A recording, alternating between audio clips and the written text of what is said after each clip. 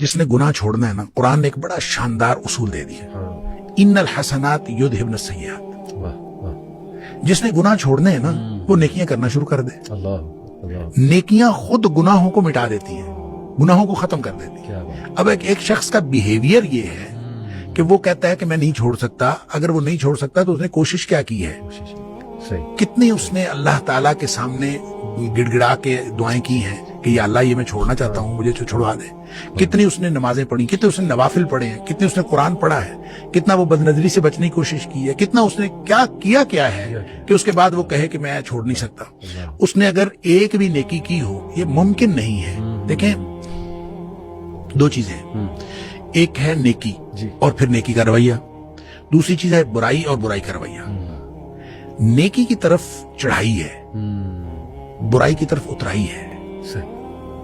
برائی میں بہت جلدی آپ چلے جاتے ہیں، نیکی میں اپنے آپ کو بڑا باندھ کے لے جانا پڑتا ہے، بڑا زور لگتا ہے۔ عقبہ بھی کہا ہے قرآن نے، عقبہ بالکل عقبہ بھی ہے، تو لہٰذا اپنے نفس کو پورا باندھ کے اوپر چڑھانا پڑتا ہے۔ اور اگر وہ کوئی نیکی کی طرف آتا ہے تو یہ ممکن ہی نہیں کہ اس کی طبیعت کے اوپر، اس کے دل کے اوپر، اس کے دماغ کے اوپر اس کے اچھے اثرات نہ ہوں، یہ ممکن ہی نہیں۔ بالکل صحیح۔ دوسری طرف اترائی ہے، اچھا ظاہر ہے جو اترائی ہے یہ بیک وقت چڑھائی اور اترائی نہیں ہو سکتی، یہ بیک وقت نہیں ہو سکتی۔